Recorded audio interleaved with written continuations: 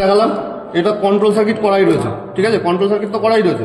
আমাদের কি করতে হবে এবার, মোটরের সাপ্লাই কোনটা কোন জায়গায় দেবো, ভালো করে দেখ সুশোভন, দেখ সুশোভন বলছি সায়ন, এগুলো তো সব কন্ট্রাক্টর কি, এগুলো সব কানেকশন করা রয়েছে হচ্ছে তোর ওরে কি বলে, এই যে এটা খুলে গেল দেখ A1 A2, হ্যাঁ যাই হোক A1 A2 NONC এই সব কন্ট্রোল সার্কিটের কানেকশন করা রয়েছে। আমাকে এবার মোটরের তো 6টা টার্মিনাল আছে, মোটরের 6টা টার্মিনাল কোথায় দেবো, দেখ এখানে যে কানেকশন আছে এইখানে 3টে RYB দিতে হবে, সাপ্লাই দিলাম, দেখ এই ইয়েতে দেওয়া রয়েছে, দেখ এই যে ডায়াগ্রামে RYB, এখানে মেন সাপ্লাই 3টে ঢুকলো।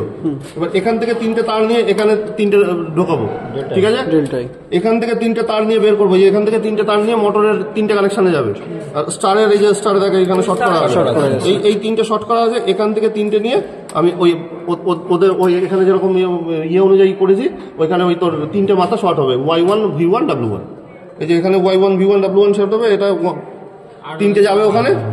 আর অ্যাকর্ডিংলি এইখানে ডেল্টা কানেকশনটা ওইটা দেখে করতে হবে যে আর ফেজে U2 V2 sorry U2 V1, Y ফেজে U1 V2 আর যে বি ফেজে হচ্ছে W1 V2, এই তো কানেকশন দেখে করতে হবে। হ্যাঁ এটা তো দেখে করতে হবে, ডেল্টা কানেকশনটা একটু দেখে করতে হবে ডায়াগ্রাম অনুযায়ী, ঠিক আছে, একদম একদম। তাহলে এটা টিফিনের পরে করবি, ঠিক আছে, ইয়ে করে দিলাম, চল এবার মাঠে চল একটু খেলতে।